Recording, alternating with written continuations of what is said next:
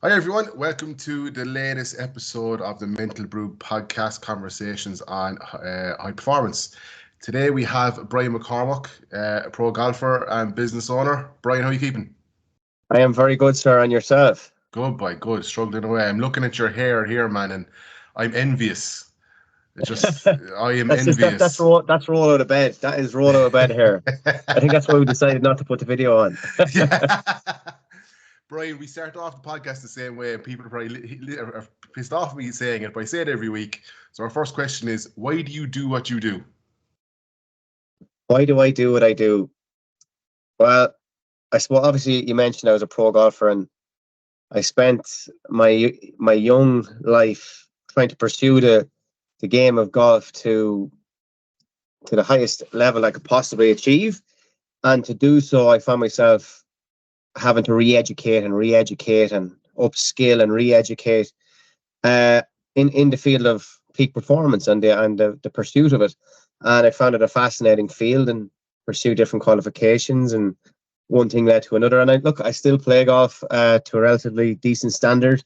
I teach in the field of peak performance in both business and in sport. But I found, to be honest, the results, like to be able to change somebody's game, life through tweaking their mindset by simple conversations, not magic wands or reinventing the wheel or anything like that. But a simple conversation can change somebody's perspective to such an extent that they can get profound results, which I have experienced as well as help people to achieve. But yeah, so that is pretty much why I do what I do. I enjoy it. Brilliant, fair play. That's outstanding.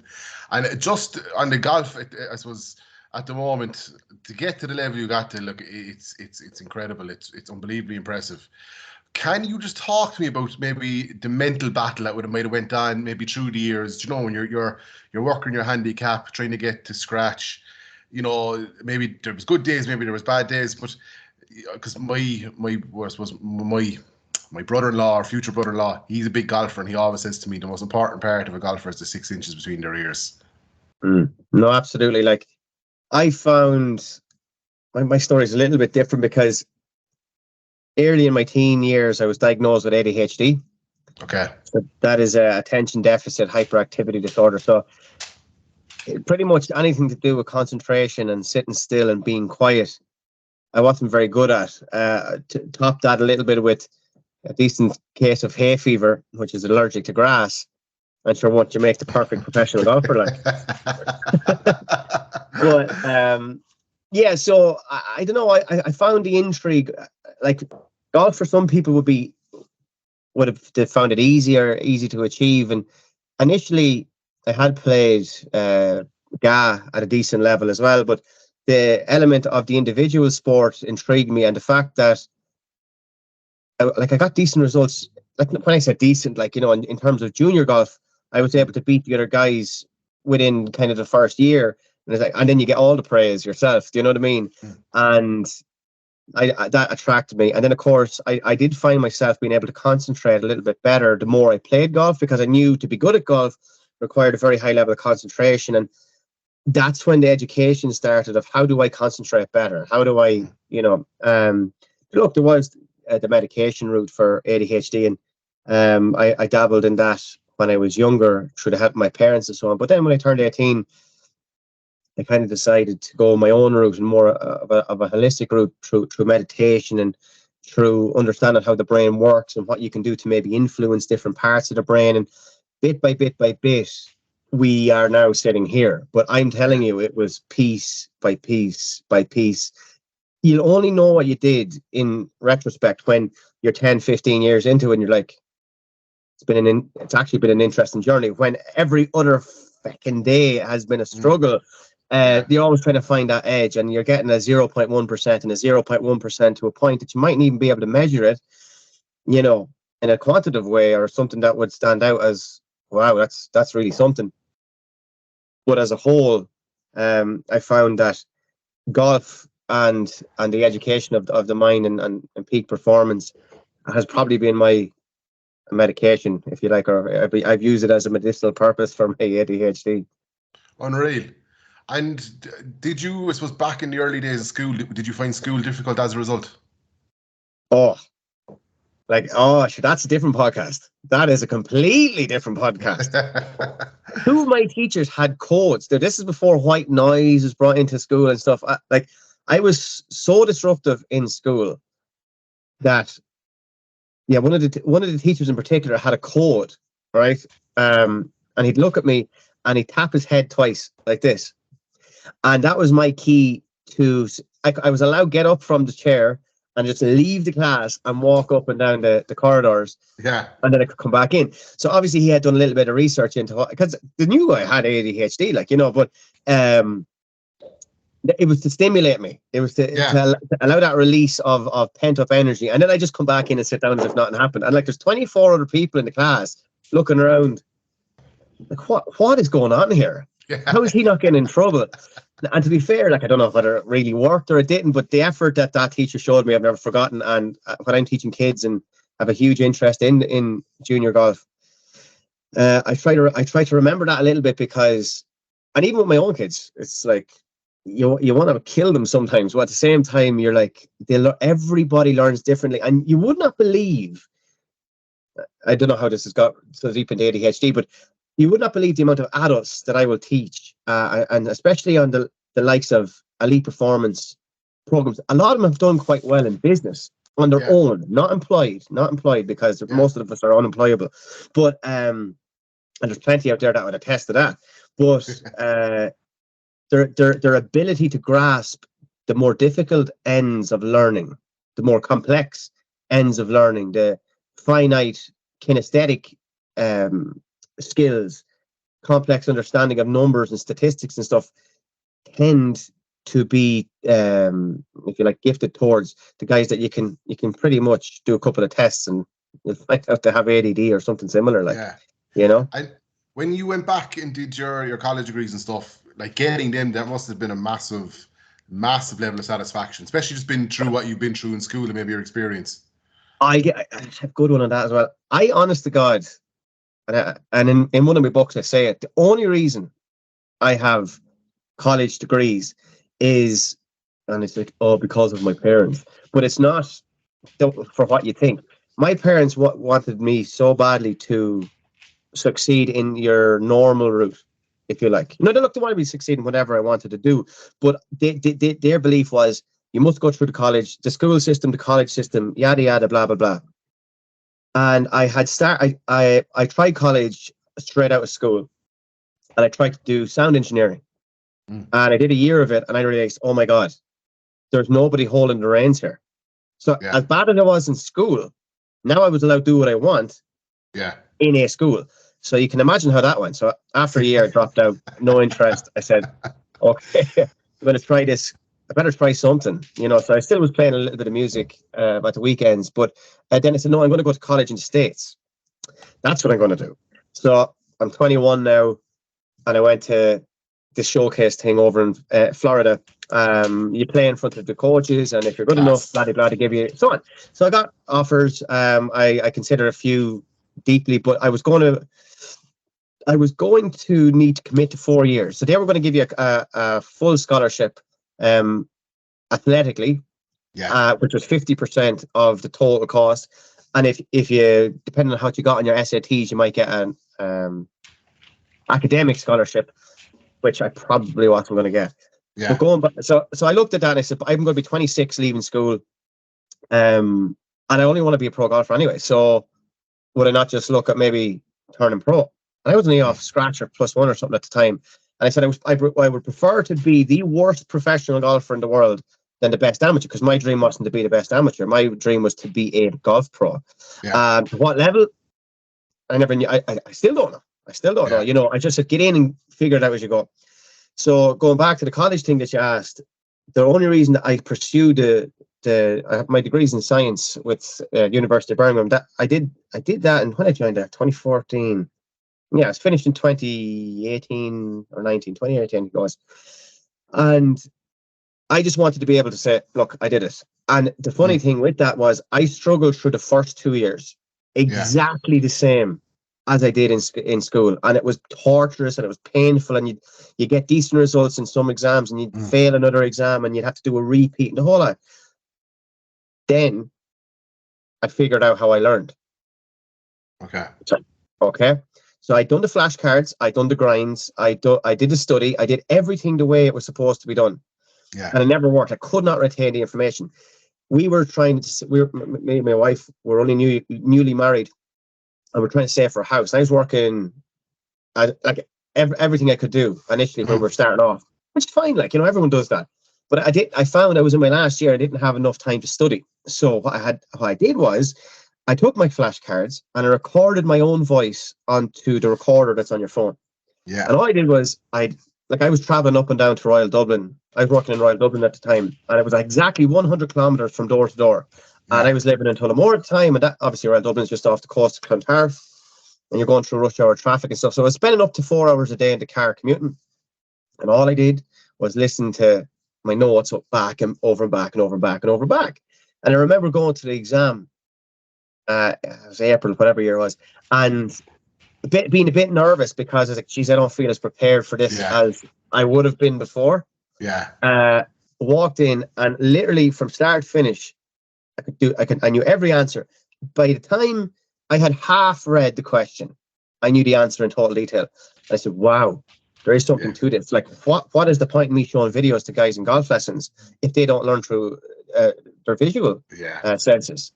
Maybe it's feel, maybe it's kinesthetic, maybe it's guided discovery, whatever it is. So that's when I went in more in depth into how people learn, why the brain reacts certain ways to stimuli, and so on and so forth. And I have found that the first thing, and even the guys, I have a couple of assistants now, and they're pros, and the first thing I show them, whether it's a child or whether it's an 80-year-old man, you've got to find out how he or she learns, because you could give the best information over the next hour, and it won't be retained because it doesn't resonate with them. So that was that's quite a long answer to that question.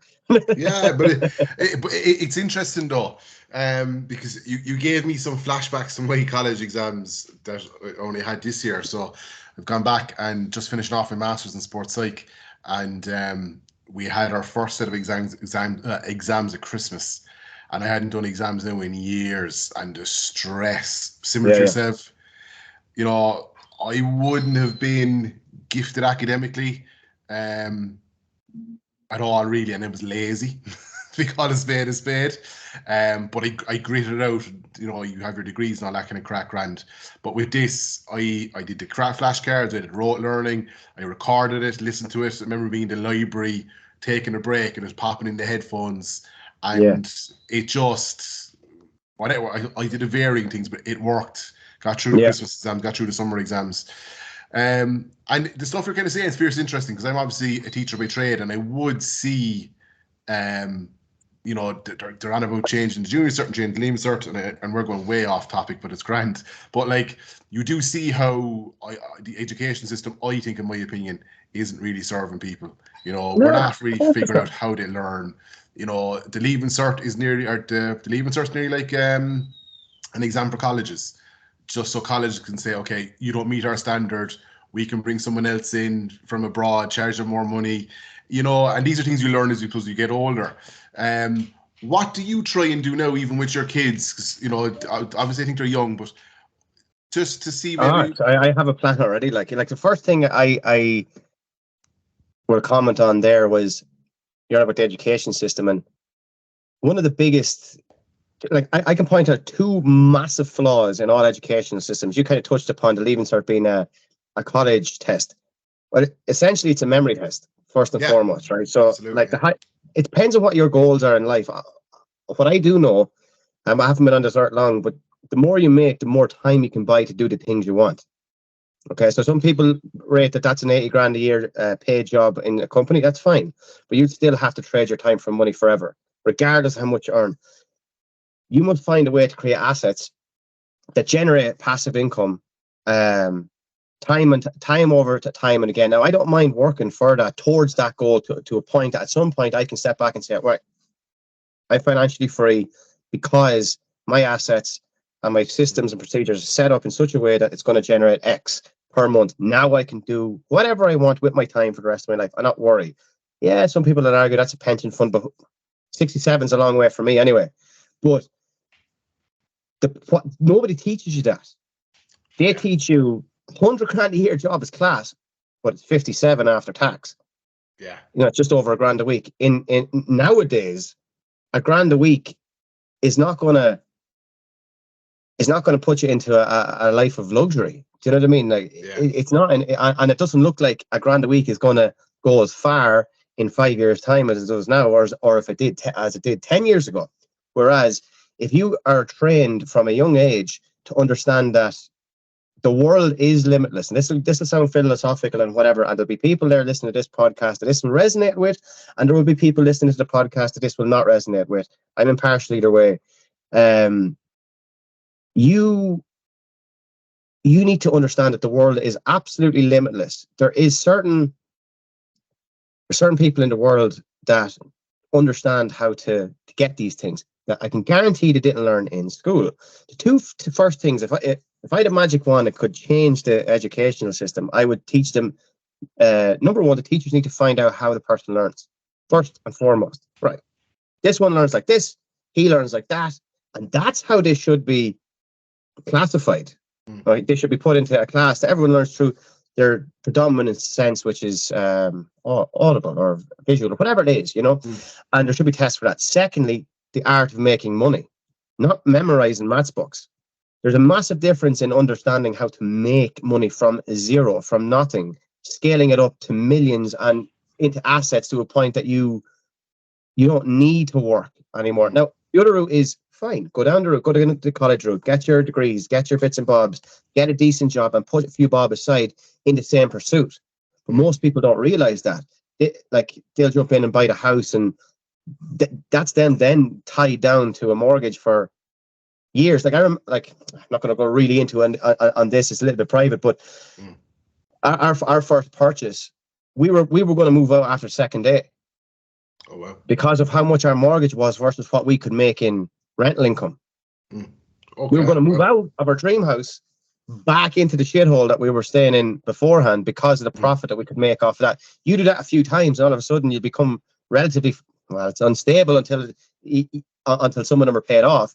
But if I've friends that are only my age with 4 and 5 properties that are almost, the first and second ones are almost paid off from the reinvestment. They're only paying one mortgage essentially, but they have an 8-year plan to have 5-6 properties that will bank a net amount each month, or to sell them. Do you know what I mean? And yet you're sold the dream of the pension and the little bit of healthcare that you might get with a larger company. And so, look, my wife is one of those. She does.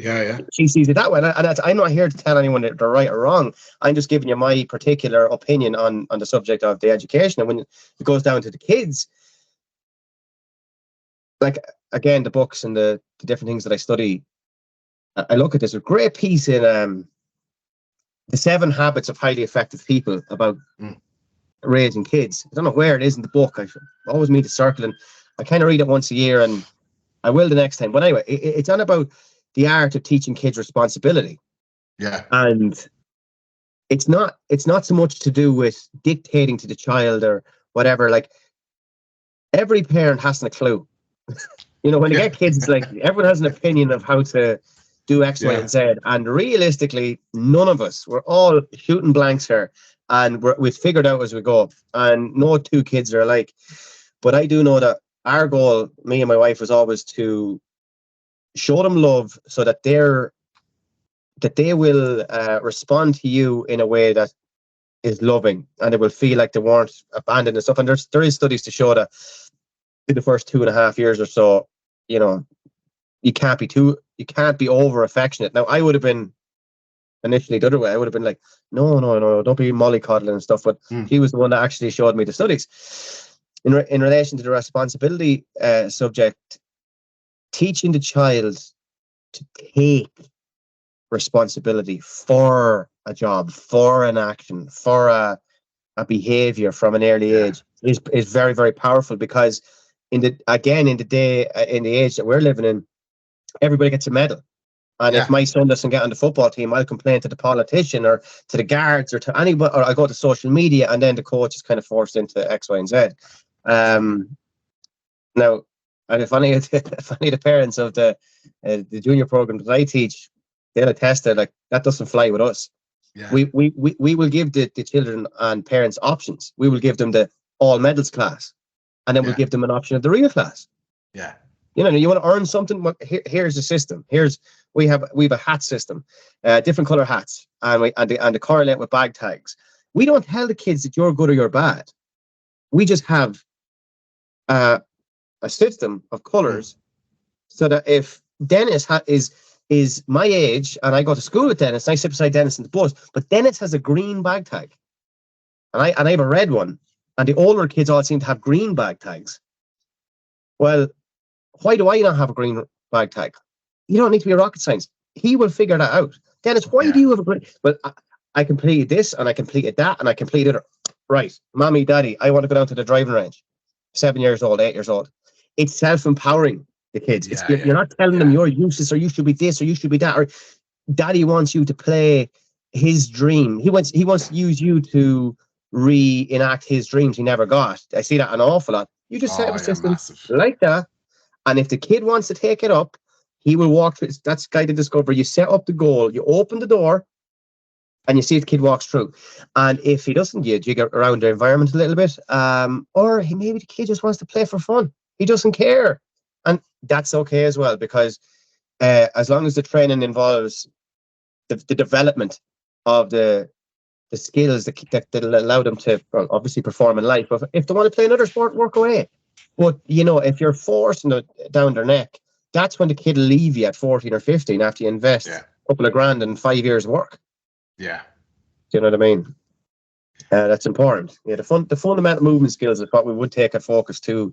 Like even when we started that program in New Forest, it was in Castlebarna in a golf club that shut down over COVID. It started there, and then it developed into nearly 200 kids in New Forest. We even had 2-year-olds at one stage, and the deal with the 2-year-olds was we didn't even coach them. We left toys, golf toys everywhere. It wasn't even golf toys, it was everything. Footballs and rugby balls and tennis balls and all sorts of balls. Yeah.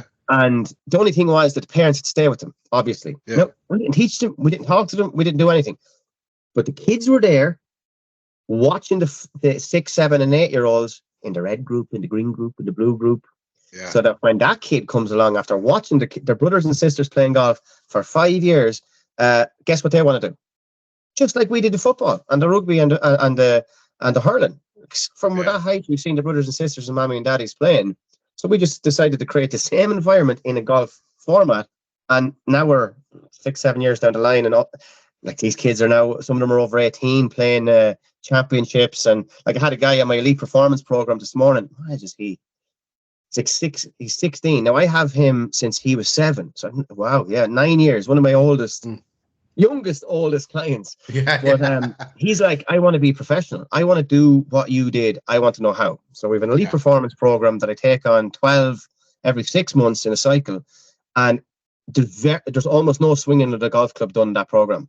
Okay. It's simply understanding what it takes to create the person that is professional. Yeah. You can't just turn pro. Like, do you know what I mean? Like, how do you know when you're ready to turn pro? You need to be pro way before you turn pro.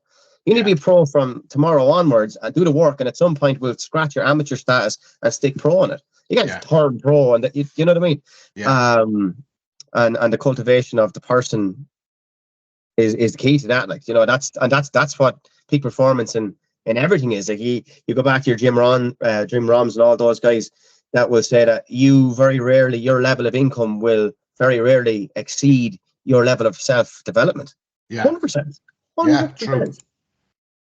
And the conversation on the business stuff, I found that brilliant, right? And everything so far has been brilliant. But I suppose we came across each other through the BNI. Oh, yeah. So do you want to tell the listeners, I suppose, what the BNI is and what's it about before we kind of get on to the next part?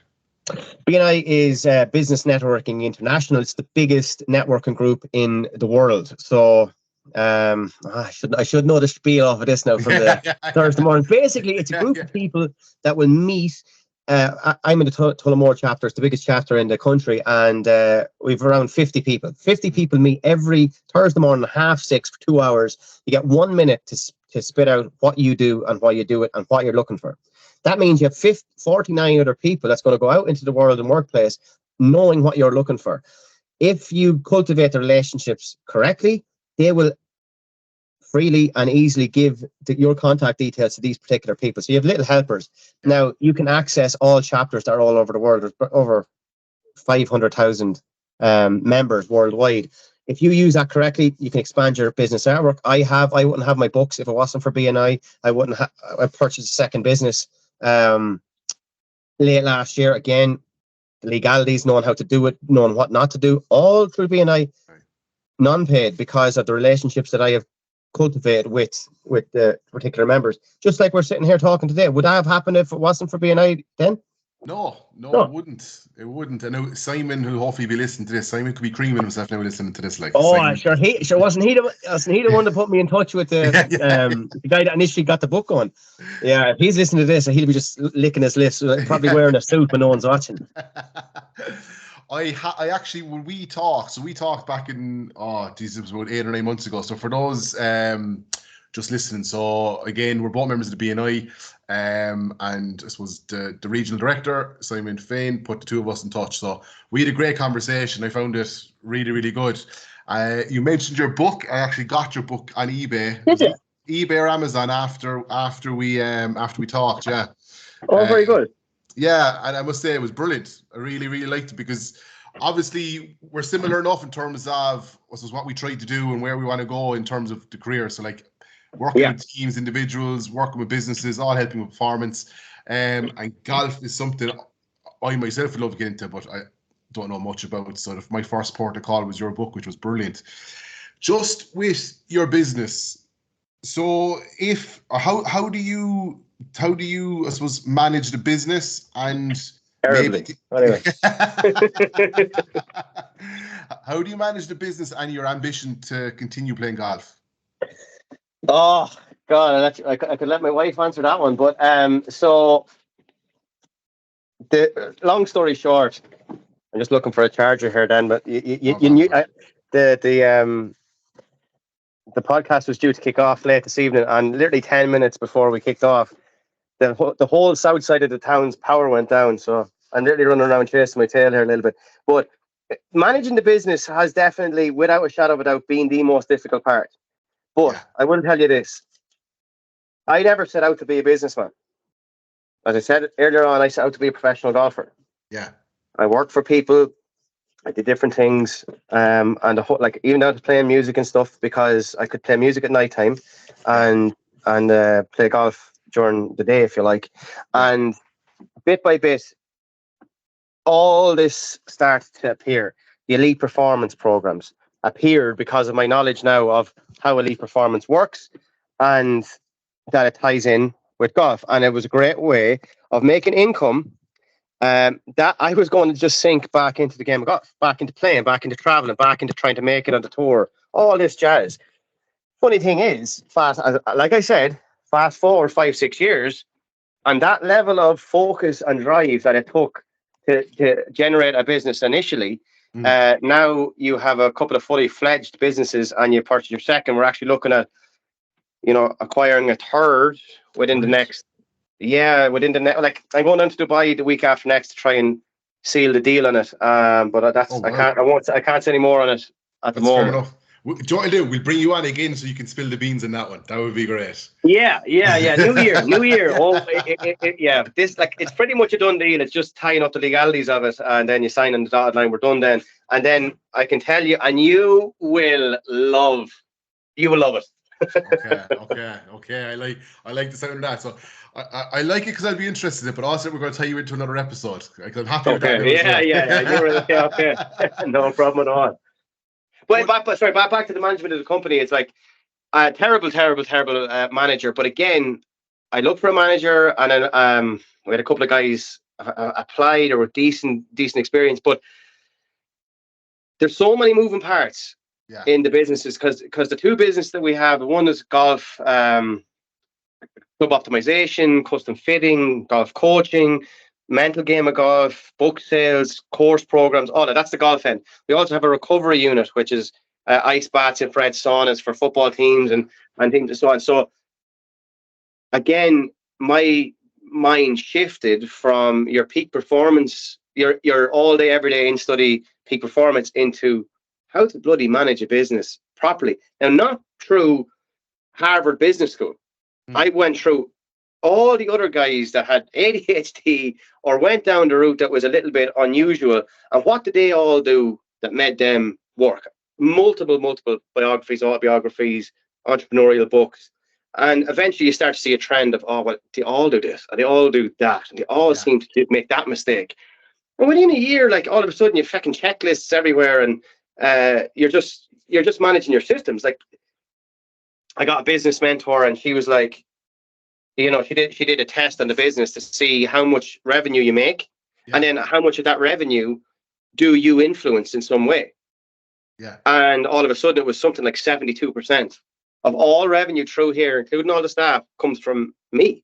So if you take me out of it, as I said, for a month or for 6 months, does your business survive? And the answer was no. Yeah. And also, does the 30 or the 28% that is generated by the staff doesn't even cover their wages? So you're actually working for them. Wow. I like this. Wow. That's a bit different, right? You're actually working for them. Not because they're not working hard enough, which was my first thing. Oh, I've got to make them sell more and blah, blah, blah. I was like, no, your systems are ineffective, that you're not training them to a point that they can produce the results like you. And nobody will produce the results like you. But if you can get them 80% of the way there, it's in 500 quid a week free of charge in your pocket without doing any work for it whatsoever. Better than throwing a couple of grand a week in your pocket doing 60 hours, and that business will fail if you're not there. Yeah. Big difference. Because if you can generate that 500 quid, now you're going to books of franchisees and how to scale it up to 10 of them. That's 5 grand a week doing fuck all for it because your systems work. So understanding that, and that's real education. That's real life education. It's like, what is my and the reason why I want the passive income is so that I can feck off to Spain with the missus and the kids and play mini tour golf, because I know I don't have the same drive as I did years ago to pursue the highest level of golf in the world, and I'm fine with that, because there's more to life than just the pursuit of that. And as you mature, your core values may change, or you might actually see what your core values actually are, and you start to try and align your beliefs and values towards that. And if you don't know how to do something, or you can't find a manager, guess what? You better fucking create it. Yeah. That's the difference, and that's the one thing that ADHD has stood to me. We never are struggling for creative ideas. It's the execution can be a little bit dodgy sometimes, but the creativity is not too bad. Yeah, because we talked, because like, I suppose people will know, people won't know, but I transitioned out of teaching, wasn't happy with it, set up the own business, and I remember we talked about my business, and you gave me some great ideas, great tips. One of them is still stuck with me, and it's on my to-do list. As soon as my master's is done, it's being implemented, and it's the passive income piece that we talked about, because, as you said, at the moment I'm working for my business, and that's not what I want. Eventually I want to get to the stage where the business is working for me, but more importantly, I have systems in place and areas for passive income in place that will earn me bobs, you know, when I'm asleep, basically. Like this, I'm telling you, like, we should reschedule another call. One-to-one, definitely, not podcast related. Well, whatever, because I remember the one-to-one, and I said to you at the end of that call, you want me to prove to you what a proper information passive income product is? If we recorded this Zoom call, I could sell that for 400 or 500 quid per easy. Yeah. You know what I mean? It's just knowing how to create a product, i.e. something from nothing, and how to put somebody with money in front of that in a way that fills a need that they are not going to feel bad about parting with money. Like, we had a training day today in the golf, you know, and I hope none of the clients are listening to this. But, we don't sell golf clubs. Really? We do not sell golf clubs. We sell feelings. It just happens that the golf club that we put in your hand is going to give you the feeling that you're looking for. You want to feel like Johnny Big Bollocks against the lads on the in your 4-ball on a Saturday. You want to feel like I am better than I was last year. Yeah. Well, if we can put something in your hand that you will believe that that is the feeling that you're going to achieve, name your price. Yeah, and that's proven. So I'm a business teacher, so what I always do with all my years from 1st to 6th, we watch a Coca-Cola documentary. I know this documentary could be 15 years old. I'll send you a link if you're interested. All you want to do is the start of it. It's but you see how they copped onto exactly everything you said, that they're selling a product, obviously, but they tie it to feelings. So that's why they absolutely hammer home the Christmas part, you know, and the you know, that version of Santa. It's all over the marketing. It's the same with the truck. The truck goes to all the Tesco's. Again, tying everything to a feeling. So that it's incredibly powerful. And Coke. You understand that, like you understand, like, 2 things is all you're. And actually, a great book for you then is called. And anybody out there that wants to listen to, you know, the same ideologies as what I'm kind of spitting out now. And don't read it once. Read it as many times as you can stomach, because every single time you'll pick up something else. You're on about trying to move. You're working for your business. I'm going to tell you something. And I only figured it out after reading this book, right? The difference between a business owner and an employee is not whether you work for somebody. It's, you take a business owner who looks after the running of the business and the implementation of new procedures to make that system, those cogs, turn faster to produce a result. You enter here, you do X, Y, and Z, it produces the result in terms of a sale or income, then it starts again. And your job is to make that more efficient and bigger and better. If you are any of those cogs, we have a problem, because again, you take you out, the cog doesn't turn. So the only difference between an employee working for a boss and a person that is self-employed is that the self-employed person owns his job. He still is an employee. Very true, yeah. And that book is called The E-Myth, The Entrepreneurial Myth. It's called E-Myth. And it shows you that businesses by design, by nature, are designed to grow. Yeah. You last 2-3 years, you have a customer base. It's not, and most businesses don't last the first year. 90% are gone by the 5th year, and then 90% of that 10% is gone by year 10. So it doesn't get easier. So you better make sure that this you like all your time is going into the survival and expansion of the business. Business doesn't ever stay stable. Never. It's just like, it's so funny. I was saying in golf today. No, everyone's looking for consistency. You want to play the same all the time. Doesn't happen. You're either getting better or you're getting worse. Business is either growing or it's going down. So you better be the guy that's forking into WD-40 into those cogs to make sure it's moving. But if you're in there sweeping floors, and if you're in there, you know, doing the day-to-day grind, you'll wake up in 30 years' time and realize, I paid the wages for 7 or 10 or 15, 20 staff for the last 20 years, but I can't back out of this. I can't exit. What's the exit strategy? You better start with the end in mind. What is the end goal? Well, Spain, my wife is Brazilian. My end goal is 2 months a year in Brazil, 1 month in Spain, and then come back and play the Irish region tour and dip the head in to see if the system, if the cogs are still turning. If they're not, the managers are in trouble, not me. Yeah. And that's an incredible, we'll say, goal to have. It's an incredible, we'll say, end goal. And does it scare you at all? So that, like, obviously, you know, you have your systems in place, right? So you're making X amount of money, which is great. But is there ever part you kind of going, you know, maybe you're in Brazil for the 2 months, you're kind of going, shit, I hope the 2 businesses at home are doing their job. Where, like, how would you find switching off? Are you just kind of like, no, at the moment, do what you do? At the moment, not great, because I am still a cog. I've only started my journey in like, I'm happy that I understand this. Do you know what I mean? I'm happy that I understand this, and I can see within the kind of 2 years that I've been at this that it does work. Yeah. The performance of the people you have work. You don't need highly trained, highly qualified guys to come in off the street that you have to pay extortionate amounts of money just to have them there. Yeah. You want somebody moldable. You want somebody that's like I see people come and go all the time. I've given 2 jobs to 2 people that had 0 experience in either business, but I knew by them on the phone, they would do anything to be a better them. Yeah. You get me? Yeah. I was like I had one girl, and of course you're gonna have a look prior to the interview on social media and different things you can find out about them. So she'd no social media presence. She'd no she had profiles, but no pictures and stuff, right, like that. So I made her. She either had a profile and she deleted them all, or she's not that active, which is kind of unusual for a younger girl. So I'm like, okay, I was looking for a social media person. Yeah. Okay. So, but I said I'd give her a shot.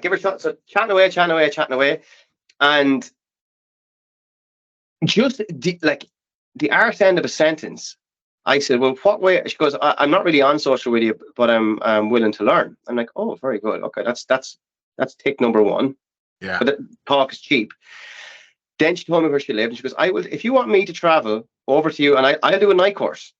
I will do a night course to learn this. If that, like, I want to be in the field that you're in. You're in golf, and you're in. She was doing physiotherapy, or training as a physiotherapist, but she knew that she would fit in nicely into the recovery center, and it's also working in a golf, a sporting industry, whatever as well. Yeah. I knew by her voice.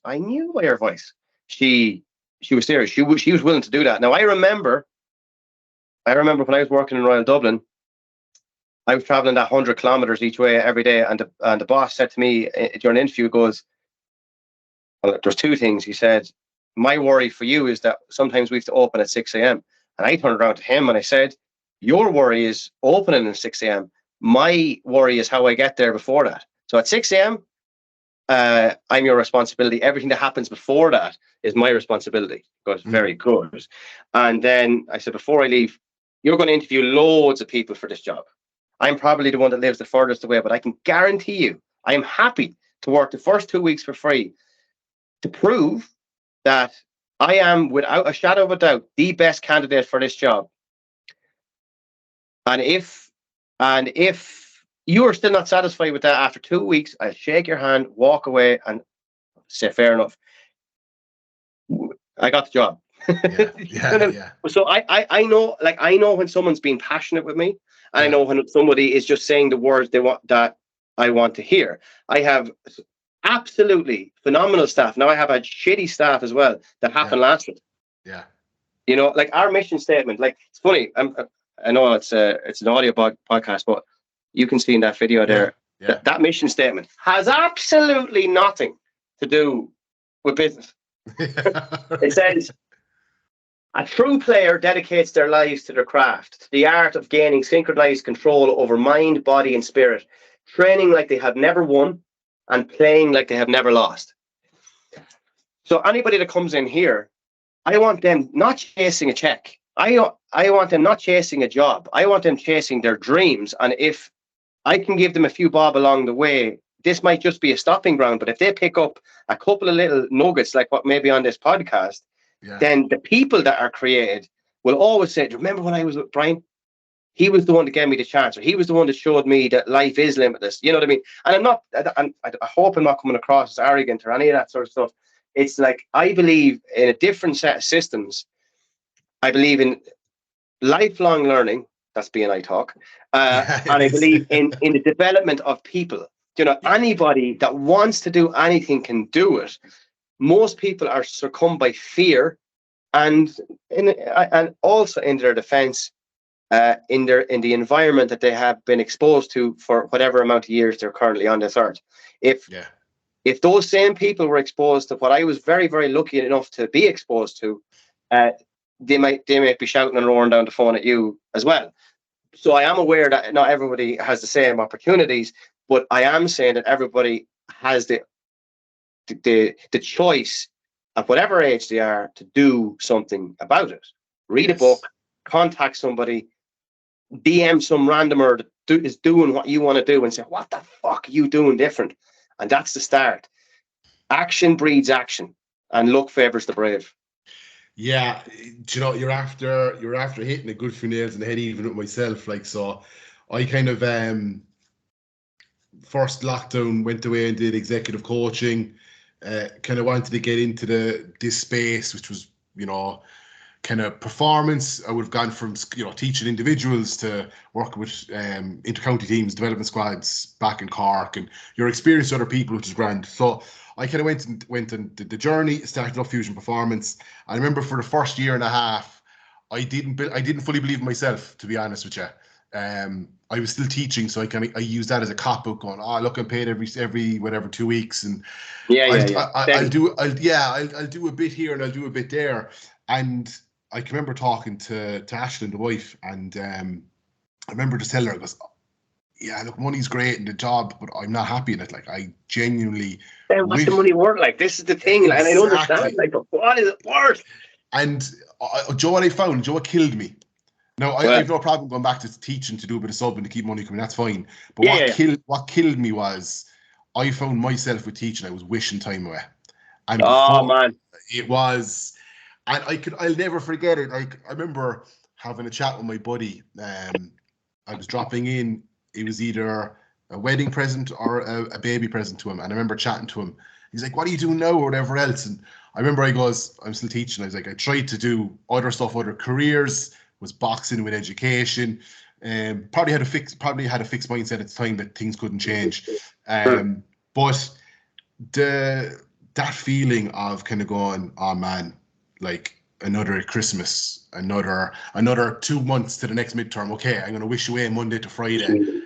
It was bad, man. So Startup Fusion. Well, can you see there, but like on that, right? Like like I can guarantee there's people listening to this that is experiencing that, and then you wonder why the world is filled with depression and the world is filled with mental illness, and you understand that stress induces heart disease and all this sort of stuff. Where do you think it comes from? It comes from a lack of fulfillment, a lack of excitement, a lack of something to look forward to. Yeah. I remember, again, there's certain people I hope aren't listening to this.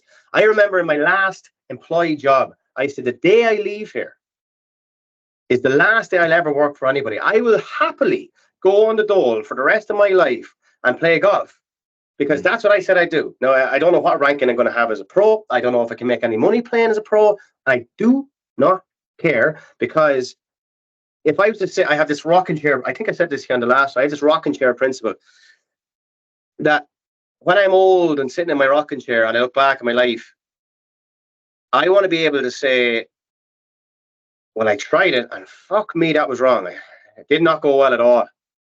But I shimmied, and rather than sitting there wondering what if I had the balls to leave that job? What if I had the balls to turn pro? What if I had the balls to experiment with not taking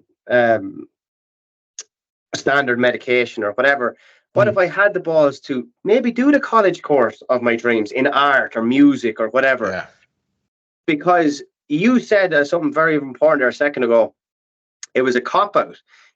And I understand other people are in different positions. Now, look, none of us are financially completely free at the moment. We're all on a journey to try and get there. So no one's talking down to anybody else. What I'm saying is that the journey that everybody's on, you better make sure that you're going to enjoy the journey, because some point will come that you'll get to the destination and realize, do you ever hear the guys that are multi-billionaires and rock stars and the whole lot, and they have the yachts and the whole shebang? I guarantee you take Conor McGregor there now, and you say to him, tell me some of your best stories, and he'll go, Jesus, when I had nothing, I just used to love going down there to the gym on my own, on the bike or whatever. Yeah.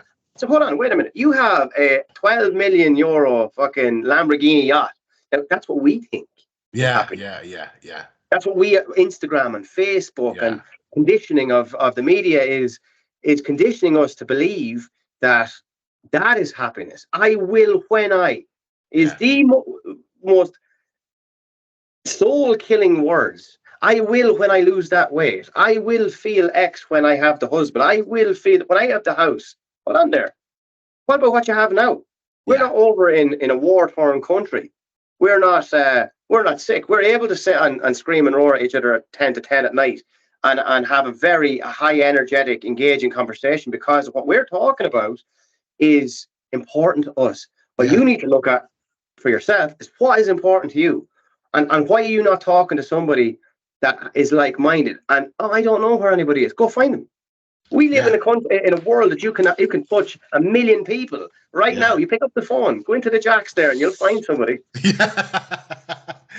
And do you know what? It was the fear, right? Of the fear of uncertainty, the fear of failure, the fear of being pushed out of the comfort zone, the fear of making cold calls, all these things fucking in when I first started. I remember I started in August properly, where I just said, look, I'm not going to go full-time teaching, I'm doing this.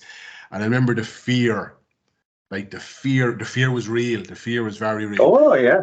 But it's gotten to the stage now where most of my gigs, whether it be with businesses or teams, has come because I've done exactly what you said. I've just gone, fuck it. Okay, there's someone there now in Dublin. They might be able or willing to chat. So I actually got on to Bernard Jackman out of the blue, and we'd be in touch now a bit, and he's actually going to be on the podcast. Good. Yeah, Great. like randomly, like got in touch with sports team managers. Again, that's how I'm in the door of places. And it's... You get used to it though. You get like it's like and here's one for you, because nobody's immune to that. Like that cold calling thing, like it's horrific. It's you get used to it, like, you know, and you have a system and so on. But like you just have to have a few like movies or things you look back on that drives you up. The Wolf of Wall Street's a great one for me. Like every now and again when you're looking at, you know, I'm not fucking leaving. It's like every time you think it's like, maybe I'll sell it, maybe I'll go. It's like, nah, I'm gonna keep it mine. But you're about the fear of failure and the fear of the start. It's like, what if I don't make any money? What if I'm under pressure for this? And what if I'm under this? I remember when I started my first business outside of golf coaching was a drop shipping business. Okay. Right. Which you know what it is. If you know what it is, you know what it is. If you don't, it's selling shit online, you know. But you never really see the product. So you're in the lap. The power is completely out of your hands. You take a small cut for selling an item to somebody else. Yeah. You're like a finder, right? But I put on the little office, which was shared with the wife at the time, what if it does work? That's all I had. I had written in a marker on because it was actually, the background was a wardrobe. It was just like a corner piece. I didn't even have a desk. It was like a corner piece that a television is supposed to go on. And I had a stool and a laptop and had a marker, and I wrote, what if it does work? Right? And then it did work. And then scribbled out, what if it does work? And what if they would read it with for the book? Because the book was written during COVID. Like, what if they do read it? Sorry, what if they do read it? Yeah. And every time you got that little bit of a jittery thing in your stomach of like, I guarantee you, Dennis, you've done this. Now, anybody who does calls, right, has definitely done this. To have the number of the prospect, and they're like, 08672377777. And you're all geared to go. You know what you're going to say? 3, 2, 1, and something says no. Yeah. And you put the phone down. I'll just go on Instagram for a second, or I'll go on Facebook for a second. That's grand. Tea's ready now. Gone. And it's that little bug at the back of your head that says no, and it's pure fear. But if you were like, what if, and you take that same 087 do, and you're able to adopt the mindset of, what if the guy or girl in the end of this phone is the client or prospect that transforms my business from 0 to 60? Yeah. And if you adopt every single call like that, at some point, I can guarantee you, it's happened to me, it can happen to you, that the person on the end of the phone will be the fucker that brings your business from 0 to 60. Yeah. But guess what? Click onto Instagram, go for tea, let the fear take hold. Yeah. He's still going to be there answering calls to the likes of me. Yeah. And someone has to do it, so it might as well be you, like. Do you know what? That's so funny because I can remember exactly where I was. I was sitting out. We have a little kind of desk under our stairs, computer, the whole thing, so I do a bit of work there. And I can remember I had the phone, dialed the number, went to press it, goes, no, I can't. And I put the phone down, not deleted the number, but cancelled all the numbers out of it. I goes, I'll do it Monday. I'd say it was about 2 weeks later before I made that call. But no, to be honest, no, I don't mind it. It's grand. It's part of it. The B&I helps massively with it. But it's very good. Yeah, no, I remember a girl joined last year, and she already had a very successful business, and I was kind of like, she's no room for more business. Yeah. What's she doing here? So I caught her on a 1-to-1, and she was like, I am terrified of public speaking. She's a foreign national, and her English is good, but she had a bit of a twang. Now you fast forward a year, she's standing up there rocking the room. She can't wait. Anything that needs to be volunteered for, she's on top of that. Yeah. And I'm like, well, that's why she joined it. So it's not a sales pitch for B&I or anything like that, but that's someone that has the little thing in the back of her head. Should I join a public speaking or a group that stands up and talks in front of a room of 50? Well, her little man in her head is going to say, not a chance.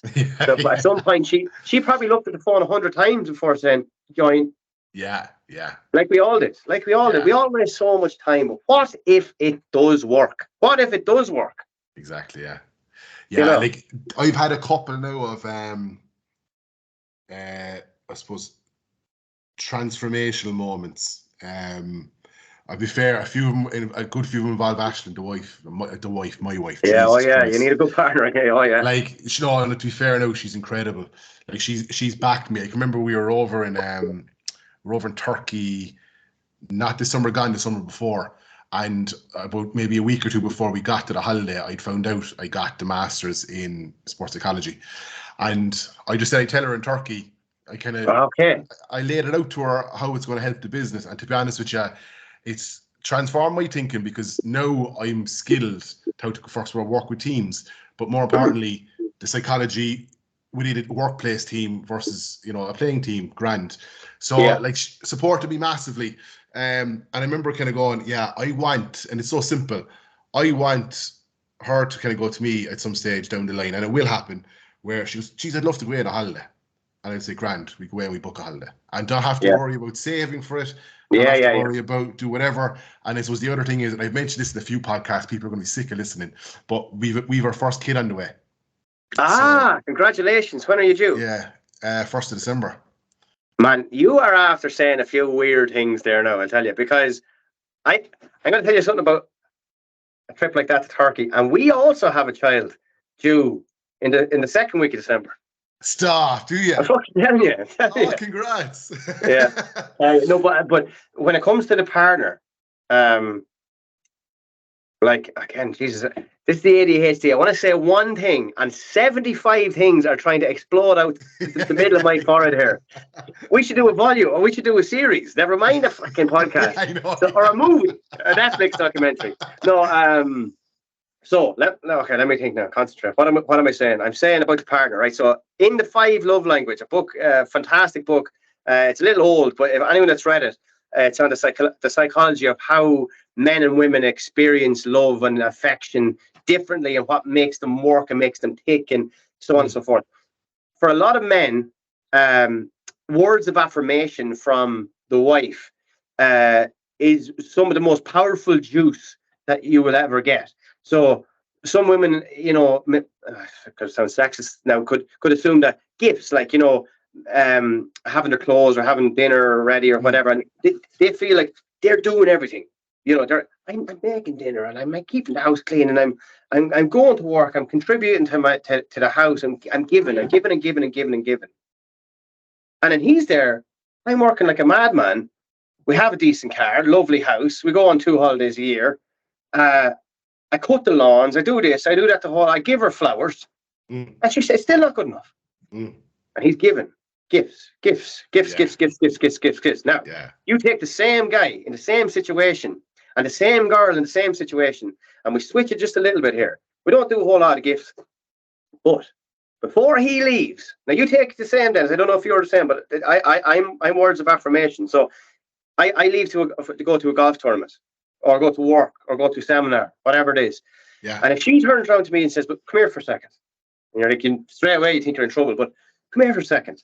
She's like, "You are the best fucking public speaker in the world," and she looks at you, says it properly. Yeah. Or you're going to win, or you're the best golfer, you're the best pro golfer, or proper words.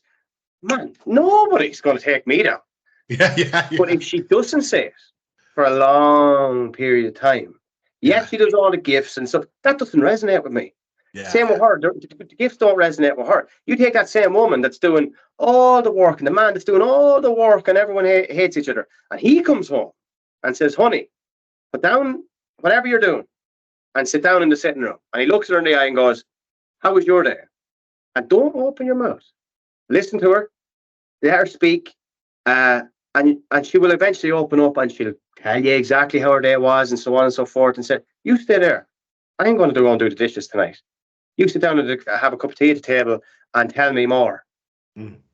Now, same two people doing slightly different things based on how their minds accept love and appreciation is extraordinarily important. So you go back to your story about your missus, like I cannot believe you said that.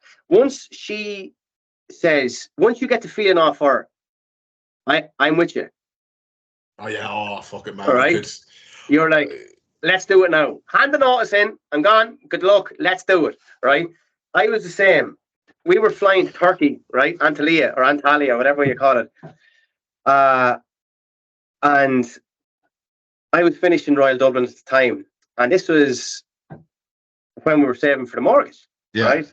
And she was like, "What are you going to do? What are you going to do?" And I had a couple ideas and stuff, but again, I was in the same place as you. It was kind of like, I don't really know what way to go down or whatever. And she goes, "You're a pro golfer. You said you want to be," at the time, I wanted to be, your world number one, and I wanted to travel the world and the whole lot, the Rory McIlroy jobs.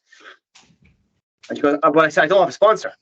That's what I said to her. Cool, this is your cop out, like, you know what I mean? Yeah. So it's not anything to do with you're not good enough, like, but I don't. So I don't have a sponsor. She goes, "Yes, you do." And we had saved methodically. We put $1,000 a month each aside for the last 10 or 11 months. Yeah. And we had about 20 grand saved, and that was for the mortgage, like. Yeah. And she turns around, "Take the money." Wow. Just like as if it was 20 euros. She goes, "I'll never forget on the plane. Take the money." And I said, "I can't do that. What if I lose it?" She goes, "We got it once. We can get it again, but at least you'll know." Yeah. She goes, right.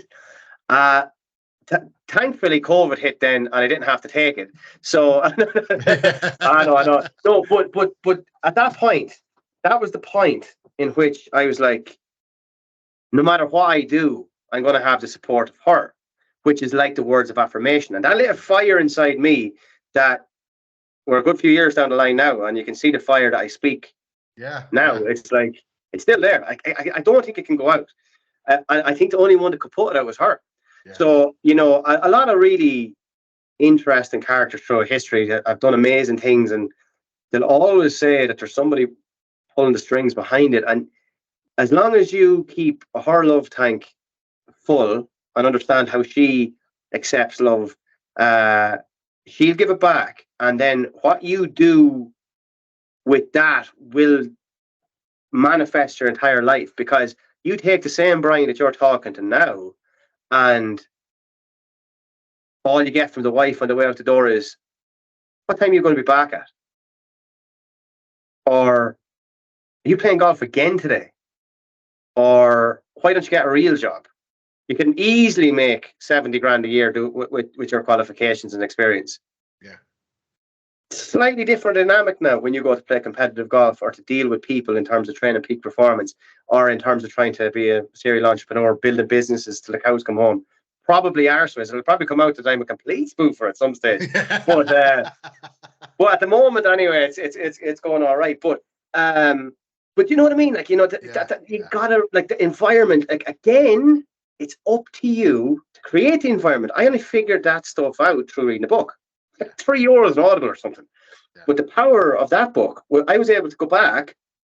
Now, I was the flour guy. I was the flour and chocolates guy. I'm like, this one never even, the flowers are sitting on the side of the fucking counter, like. Yeah. And I turn around to her and like, any other woman in the world would be absolutely delighted with this. Do you know what I mean? You know what I mean? Like, whereas they probably wouldn't, but, you know, and she was kind of doing the same with other things with gifts or touch or whatever it is, where all it takes for her was quality time. Sit down and genuinely turn the phone on flight mode, or genuinely leave the phone out of the room and listen to what she used to say and give her a bit of time. Or go on a holiday and, you know, again, leave the phone away or whatever it is, because you know yourself, your phone's just hopping the whole time. Oh, fucking stop. She doesn't even need to say anything, and it just comes then, and then you get that little kiss on the cheek on the way out and saying, "You have this, you have this today, but right, try me." You know what I mean? Yeah. And then all of a sudden, you inject that fire into your business, into your pro life, into your fucking athletic life, into your gym life, whatever it is, like, you inject that fire, the rest works itself out. But don't forget, that comes from you educating yourself on how the psychology of the mind works. It doesn't always work, but if you're trying, you know, you get somewhere. Yeah, because we were actually went for dinner this evening, and I remember we were chatting about something, and she was like, it was basically saying, you know, when you get to when you want to get to, you know, you know.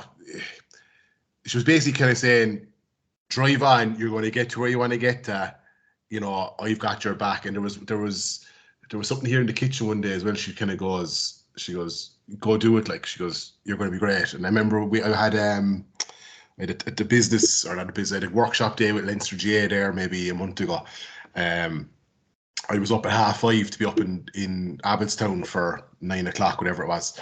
I remember she kind of got up with me, gave me a kiss, whatever, and was like, "Yeah, you know, not a bother to you. Let me know.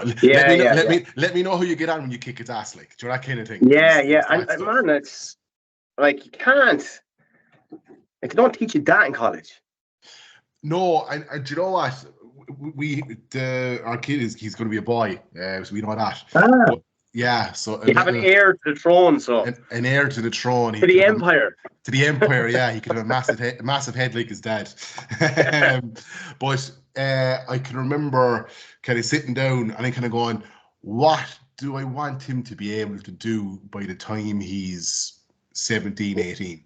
And three things came to my mind. Be able to form relationships with people. And that could be good or bad ones. What I mean by that is understand and view, being able to see.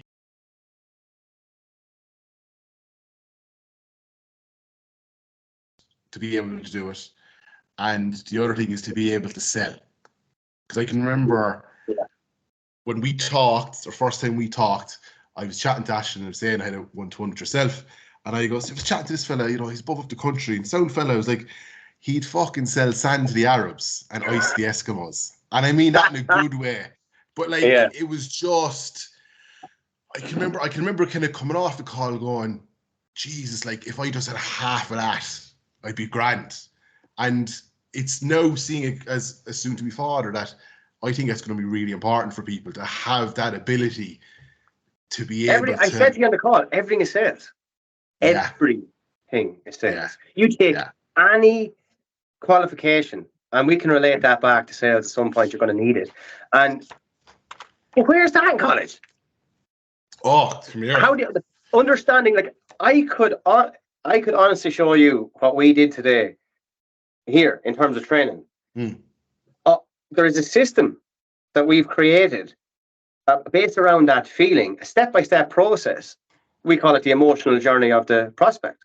So it's nothing to do with sell a 7-iron for 800 quid to this book that's, you know, because you're going to hit 10 yards further. Everybody does that. Yeah. And everybody markets it in that respect. Whereas the result is secondary to the feeling that they will achieve now. Sales, here's a great one for you. I was struggling to get my point across to some of the staff in relation to the level of appearance that's required to win the trust subconsciously of your prospect. right? And it's in the EMIT. I think it's in the EMIT, in the book, the EMIT. Most of the stuff that I speak is not anyway my knowledge. Yeah. It's just acquired from other sources. Yeah. And I just put it together that's relevant to a golf business or to a peak performance business or whatever it is. Anybody can do it. It's just doing it. Like, like I remember 2 weeks into the Royal Dublin stuff when I was driving the 4 hours a day, I was literally turning into an angry taxi driver. And thanks to my friend, he goes, oh, there's this app called Audible. All of a sudden, I turned in 4 hours of frustration into 4 hours of study, 5-6 days a week. It's what you do. It's not, Tony Robbins says, it's not a lack of resources that anybody has. It's a lack of resourcefulness with what you do have. But yeah, the emotional journey, like in relation to the appearance, was you take a guy like me, right? You're snow to the Arabs or sand to the Arabs, and snow to the Eskimos, right? I mean that as a compliment out. Yeah. No, it's fine. It's fine. Now, the guy comes in off the string. I'm going to give you the golf thing, right? We're going to try and sell him a driver. It's €500 for the driver, right? He's hitting the ball 20 yards further than he was beforehand and a bit straighter. Yeah. And I'm giving him the spiel, the same as I've given you the spiel there. But I am dressed from head to toe in an orange suit with a green tie, yellow pinstripe. My hair's bleached but poorly. I'm not really shaven tightly. And I have a nice pair of white cowboy boots on. Okay. And all of the information that I give him is world class. Yeah. The performance of that driver and his swing is better than anything that he has ever had before. Yeah. Because of the subconscious opinion and feeling that has been created with the environment that I created, i.e. the orange suit, he is going to question whether my driver and my information is correct. Now, you take the same information, you take the same product, you change the clothing and only the clothing into a nice pressed, clean pair of black trousers, brand new white golf shoes, probably Under Armour, pitch. You take something like what I'm wearing now is a black, well-fitted, logoed golf top, decent watch, clean shaven or tightly shaven, slick hair, calm demeanor, and the same information completely changes the opinion. Yeah. So it actually can be quantified in terms of business terms. You take the orange suit man, just for business. I just brought it off, but it's something like 22% between a blue suit and an orange suit. That's it, 22% of a difference in your conversion because of the color of the suit. So now, all of a sudden, that will prove to you that the buying decision is a lot more subconscious than people think. People bog themselves down in numbers, statistics, and results. Whereas if I'm wearing a fucking yellow suit, giving you the same result, I only have a 78% chance of getting you. Yeah. Whereas so now we got to look at the carpet. Now we got to look at the environment. Now we got to look at the customer experience prior to when he said hello to you today. Yeah. We can get them 70 to 80% of the way there before they come in through the door. So it's irrelevant what we put into their hands. As long as we meet their needs and fulfill that feeling through the systems and the emotional journey, it's done. So, and that's the same. Like you take your business, like, and the teams. We have to do the same for ACE, performance and recovery down below. Yeah. It's not just an ice bath. It's not just an infrared sauna. It's not just the jacuzzi. It's the system in what we have that will give your players the feeling of being recovered quicker than the buckos down the road that's beating the shit out of you for the last 10 years solid. Yeah. Now all of a sudden it's worth the fee. Yeah. Yeah. You know what I mean? So for any person that's in business, you got to understand that the days of standing there looking out through a shop window hoping for lads to walk in are gone. You got to understand who your customers are, what they want, how they think, and understand the psychology of how to get them 60 or 70% of the way there before you say boo. And that's where you should be spending your time, not fucking. There's so much time wasted on complaining about economies and about this and about that and about the other. We started a bricks and mortar shop in the middle of the COVID lockdown. You're after giving me a flashback. You're after giving me a flashback to our last chat. Go on. Remember you said, I can remember I actually brought up recession to you. And I remember what you said to you was, you said, come here, there's money out there. There's so much money out there. Where do you think the money goes? Do you think the money disappears? Like, do you know what I mean? Like, oh, the money's gone. Where's it gone? Is it hiding? No, it's in it's in hands that don't want to spend it, which slows down the cogs of the wheel of the economy, which then affects, in terminology, a recession. The wealthiest men in the world, going back through history, looked at recessions as the opportunity. Now is your fucking buying time. If everybody's buying, you stay quiet. If nobody's buying, now you go. Everybody in the country is buying houses now. Where's the price of houses? Through the fucking roof. Yeah. You wait until there's too much. Well, I don't know when it's going to be, but as soon as there's too many houses and not enough buyers, then prices come down. Now you can buy 2 houses for the same money. Now you just wait for that to come back on up again, and then now you're in a position of power. Those poor fuckers that raced to buy it at the start, their houses depreciate by half. Issue. And the idea is always, the money is there. You just better make sure you know who has it, how they think, and how to get them from there to your product. Yeah.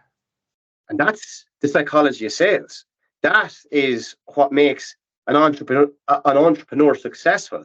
That's when you can charge what you fucking like for your product, because you're not chasing the lad that's going to go, I know that's 50, but you'll take 40. Yeah. You know, and there's a lot of them out there, and fair play to them. There's a space for them, but not in our business, and it's not a thing that, like, we're above anybody else. I know what my business model is. I think everybody's business model should be to target the people that will pay for your product because they're buying a feeling. They can afford the feeling, and you better have a system in place to cultivate that. If you're waiting for it to come to you, forget it. Yeah, and do you know what? I'm actually looking at the clock here. We're nearly an hour and 20 minutes. I could keep talking to you for another hour, but I definitely want to get you back on because I'm conscious of your time because you have a family to go back to. Brian, We'll do it again. Oh, definitely, Brian. This has been brilliant. So, Dennis, thanks for the invite. We'll do it again. We'll do a bit of business talk or whatever. We'll structure it a little bit better than what we did tonight. This is pure ad hoc. Me standing in the workshop/studio with no electricity. But sure, look, we pulled it off as we always do. Selling snow to the Arabs. I'm going to hit stop here, buddy. Let's talk before we go. Cheers again, Brian. Absolutely. See you guys.